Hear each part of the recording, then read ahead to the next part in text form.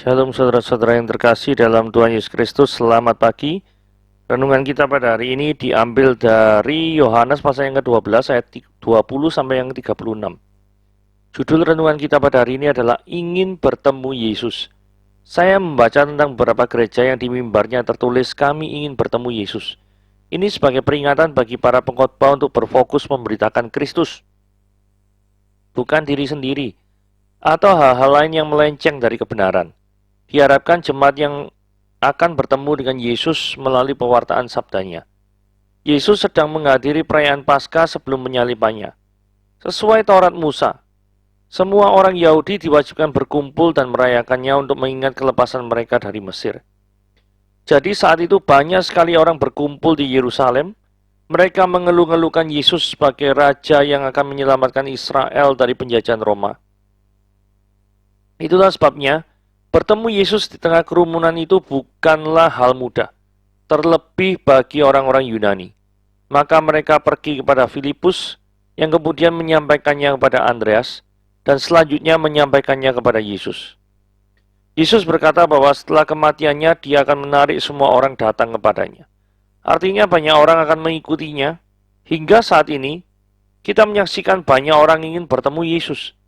Sebagian mereka mendatangi orang-orang Kristen dan bertanya-tanya tentang Yesus. Sebagian lagi diam-diam mengerti kehidupan para pengikut Yesus. Seperti Filipus dan Andreas yang menjadi penghubung yang mempertemukan orang Yunani dengan Yesus. Kita pun memiliki tanggung jawab serupa. Melalui teladan hidup kita, kiranya kita bisa menuntun orang-orang kepada Kristus, bukan justru menghalangi mereka. Hidup kita dapat membuat orang-orang mendekati atau menjauhi Kristus. Karenanya kita perlu mewaspadai setiap langkah kita. Oke, mari kita lihat bagaimana syarat-syarat menjadi murid Yesus yang sejati. Itu ya. Kita baca ya. Yohanes pasal yang ke-12, ayat 20 sampai yang ke-36. Di antara mereka yang berangkat untuk beribadah pada hari raya itu terdapatlah beberapa orang Yunani. Orang-orang itu pergi pada Filipus yang berasal dari Betsaida di Galilea, lalu berkata kepadanya, Tuan, kami ingin bertemu dengan Yesus. Filipus pergi memberitahukannya kepada Andreas. Andreas dan Filipus menyampaikannya pula kepada Yesus. Tetapi Yesus menjawab mereka, katanya, telah tiba saatnya anak manusia dimuliakan.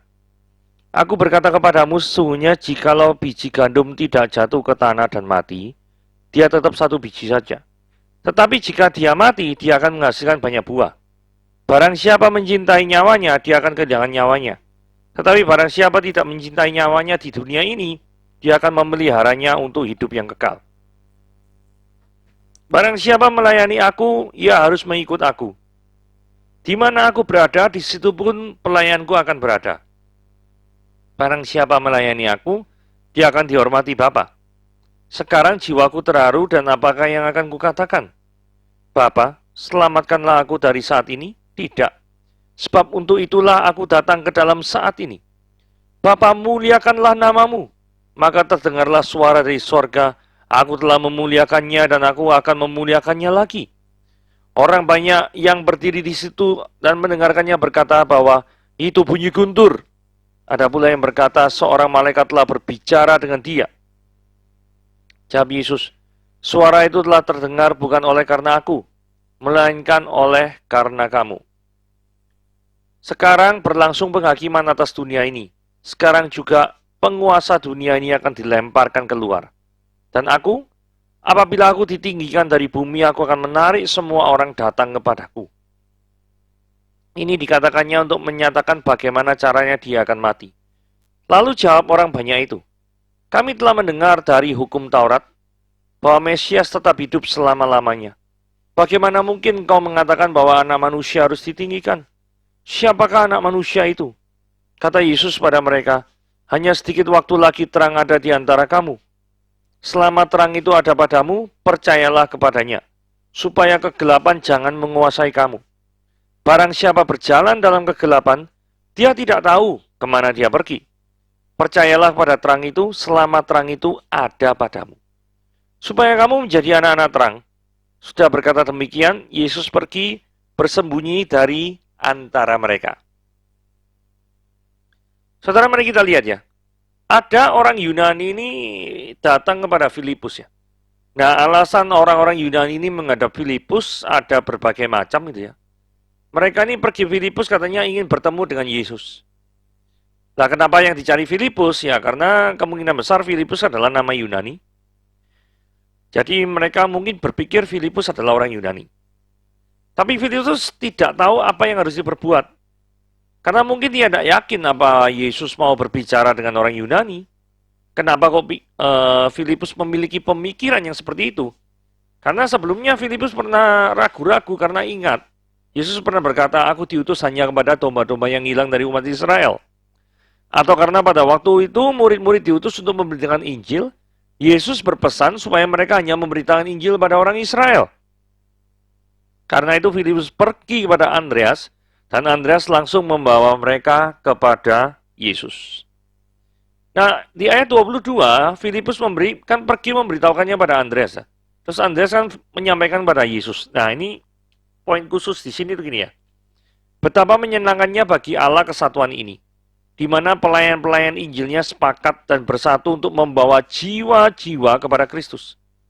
Tetapi di mana kasih kepada diri sendiri berkuasa, dan hormat yang datang dari Allah tidak dicari, kesatuan ini tak pernah ada. Maksudnya mengerti ya? Ketika kasih pada diri sendiri berkuasa, maksudnya egoisme itu berkuasa atas kehidupan kita. Dan hormat yang datang dari Allah tidak dicari, yaitu yang dicari cuma hormat untuk diri sendiri. Maka jikalau dua hal ini bersatu, maka kesatuan itu maksudnya kerjasama antara Filipus dan Andreas itu tidak akan pernah ada. Atau kerjasama antar pelayan Tuhan itu tidak pernah ada. Gereja atau hamba Tuhan yang mengasihi diri sendiri itu berjuang untuk membawa orangnya ke gerejanya, kepada dirinya sendiri, bukan kepada Kristus. Ini salah satu contoh ya. Tetapi orang yang mengasihi Tuhan dan mencari hormat yang dari Tuhan akan membawa orang kepada Kristus. Dia tidak peduli orang itu pergi ke gereja mana, asal orang itu ngikut Kristus. Notesnya gini, tidak salah berusaha membawa orang kepada Kristus. Tidak salah. Dengan membawanya ke gereja sendiri. Selama itu dilandasi suatu keyakinan bahwa gereja sendiri itu benar. Tapi kalau itu dilandasi suatu keegoisan atau suatu persaingan dengan gereja lain, maka itu salah ya. Jadi membawa orang pada Kristus untuk supaya saingan. Oh, jemaatku sama jemaatmu banyak mana itu. Nah, sini ngaco-ngaco nih kayak gini. Nah, sekarang kita mau membedah ya. Apa sih sebenarnya arti Yesus itu dimuliakan? Arti Yesus dimuliakan itu begini ya. Harus dikaitkan dengan kematian. Karena apa? Ketika Yesus ngomong telah tiba saatnya anak manusia dimuliakan, ayat 24-nya itu langsung bicara kematian. Sesungguhnya jikalau biji gandum tidak jatuh ke dalam tanah dan mati, dia tetap satu biji saja. Tapi jika dia mati, dia menghasilkan banyak buah. Nah, peristiwa anak manusia dimuliakan adalah peristiwa di mana anak manusia harus mati disalibkan. Orang dunia mungkin berpikir bahwa Yesus dimuliakan, dimengerti sebagai tunduknya pemerintah Romawi di kaki Yesus. Karena mereka tuh sangat merindukan Yesus jadi Mesias secara fisik bagi kehidupan mereka. Masalahnya Yesus adalah Mesias secara rohani, bukan Mesias secara fisik. Jadi ini adalah harapan yang tidak sesuai dengan keinginan Tuhan. Yesus yang ingin mati dan menebus banyak dosa bagi setiap orang yang percaya padanya. Tetapi di lain pihak, ada orang yang pengen mengangkat Yesus menjadi Mesias yang berkuasa secara fisik. Ya ini kan dua hal berbeda. Dan ini dari sini kita belajar. Ketika kita memiliki pengertian yang salah tentang Tuhan, maka kekecewaan terjadi. Jadi bukan Tuhan yang mengecewakan kita, tetapi pengertian kita yang salah tentang Tuhanlah yang sesungguhnya membuat kita itu kecewa terhadap Dia. Ayat 25. Barang siapa mencintai nyawanya, dia kehilangan nyawanya. Saudara, apa maksudnya mencintai nyawanya di sini akan kehilangan nyawanya? Mencintai nyawanya itu terjadi karena dua hal. yaitu egoisme dan keinginan untuk merasa aman. Seorang yang mencintai nyawanya akan menjaga supaya dia tidak kehilangan nyawanya. Tapi hukum ini mengatakan bahwa kalau dia melakukan hal itu, justru dia kehilangan nyawanya. Dalam arti, dia tidak akan mendapatkan kehidupan yang kekal. Saudara, kata Yunani yang diterjemahkan kehilangan juga bisa diterjemahkan menghancurkan. Jadi bisa dikatakan gini ya, bahwa orang yang mencintai nyawanya justru sedang menghancurkan nyawanya sendiri. Egoisme tidak akan pernah memberikan engkau pertumbuhan. Keinginan untuk merasa aman tidak akan pernah membuat engkau mengalami kemajuan. Begitu ya. Bagian yang berikutnya ya. Apa maksudnya tidak mencintai nyawanya, kok malah mendapatkan nyawanya? Jika hidup dianggap sebagai tujuan akhir, jika orang tidak mau berkorban, jika orang takut mati untuk Tuhan, jika orang mati-matian melindungi hidupnya, dan hidup itu menjadi berhala, maka hidup atau nyawa itu akan sendirian saja. Tapi sebaliknya, jika orang itu mau berkorban untuk Tuhan, bahkan mau mati untuk Tuhan, maka hidup itu tidak akan sendirian, tetapi hidup itu akan berbuah banyak, seperti yang diceritakan oleh ayat 24. Orang yang tidak mencintai nyawanya di dunia ini memiliki pengertian bahwa dia tidak memiliki rasa egoisme. Dia berani untuk berkata tidak terhadap keinginannya sendiri dan berkata iya untuk kehendak Tuhan. Dan orang-orang seperti ini, itu adalah orang-orang yang dihormati oleh Tuhan. Dan Tuhan menghargai orang-orang yang seperti ini. Ini hubungan antara pelayanan atau melayani Tuhan dan penderitaan. Ini barang siapa melayani aku, dia harus mengikut aku. Dan dimanapun aku berada, di situ pun pelayanku akan berada. Barang siapa melayani aku, dia akan dihormati Bapa. Sekalipun ikut Kristus mencakup banyak hal. Seperti belajar firman Tuhan, berdoa, mentaati Tuhan, dan lain sebagainya. Tapi dalam ayat 26 ini yang paling ditekankan adalah kerelaan untuk menderita. Itu yang paling ditekankan. Jadi pelayan Tuhan yang mau mengikut Kristus, khususnya dalam penderitaan, akan dihormati oleh Bapa. Maksud kedatangan Yesus di dunia ini, sekarang jiwaku terharu, dan apakah yang akan kukatakan? Bapa, selamatkanlah aku dari saat ini? Tidak. Sebab untuk itulah aku datang dalam saat ini. Maksud perkataan ini apa ya? Maksud kedatangan Yesusnya. Yesus memang datang untuk mati sebagai tebusan bagi banyak orang. Yes. Tetapi untuk melakukan hal yang demikian itu, pasti penuh pergumulan toh. Karena untuk mati bagi tebusan bagi banyak orang, itu Yesus harus mengalami perpisahan dengan Bapa. Di mana perpisahan dengan Bapa ini sangat-sangat menyakitkan. Penderitaan seperti ini tidak pernah dirasakan sebelumnya oleh Kristus. Itulah sebabnya Kristus mengalami pergumulan hidup. Itulah sebabnya ada doa di Taman Getsemani. Itu adalah doa tentang pergumulan Yesus ketika mau menaati kehendak Bapa.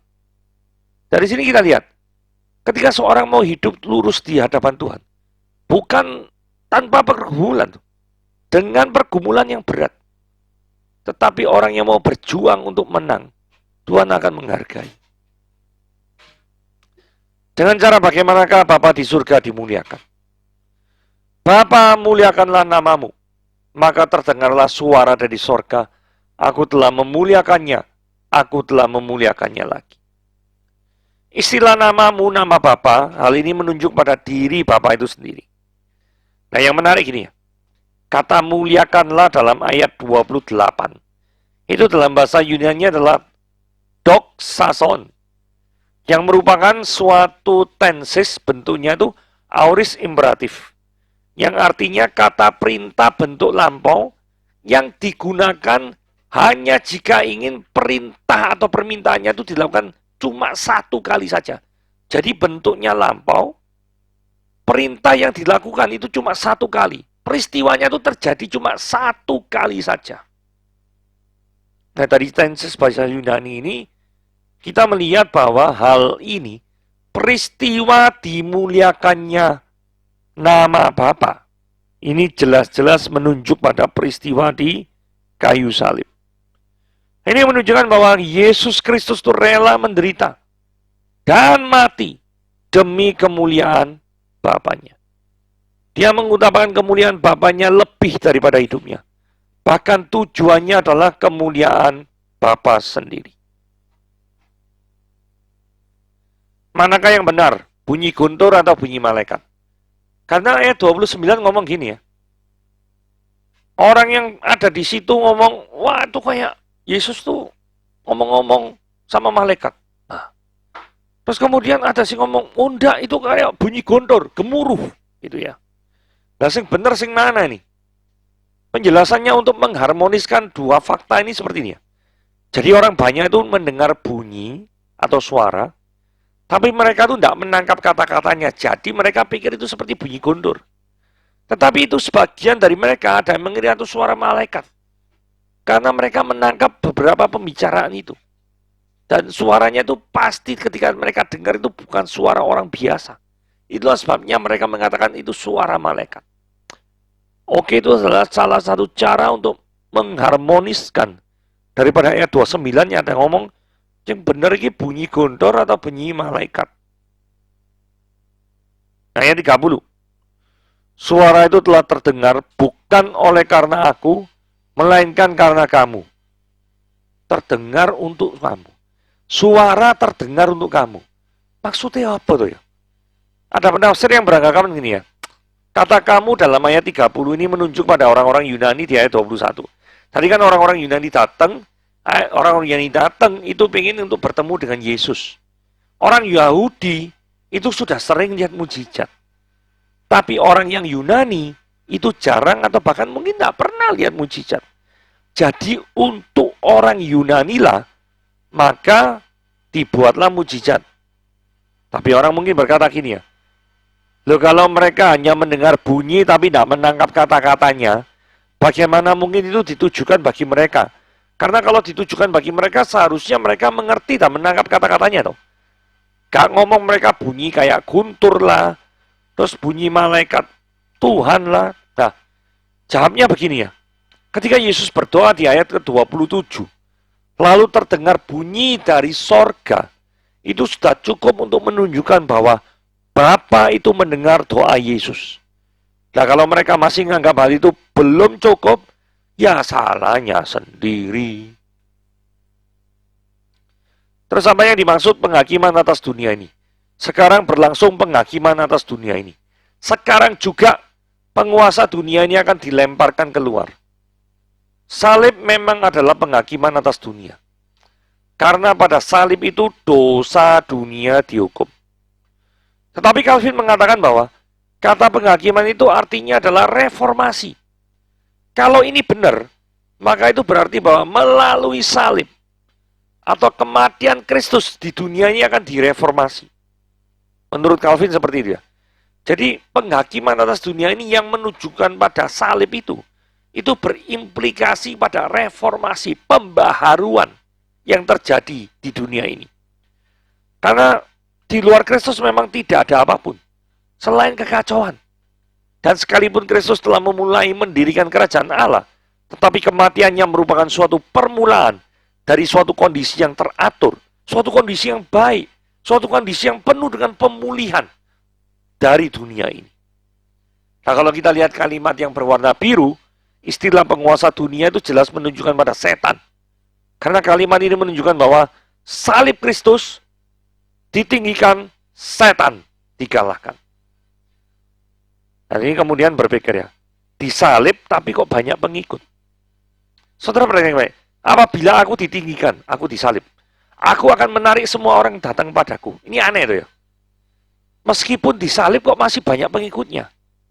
Hal ini bisa dijawab oleh peristiwa penting lainnya dalam kekristenan, yaitu kebangkitan Yesus di antara orang mati. Dan kenapa kalau seperti itu? Karena gini ya, kalau setiap pemimpin yang sudah meninggal, biasanya follower-follower daripada pemimpin itu semburat, menghilang, atau kemana.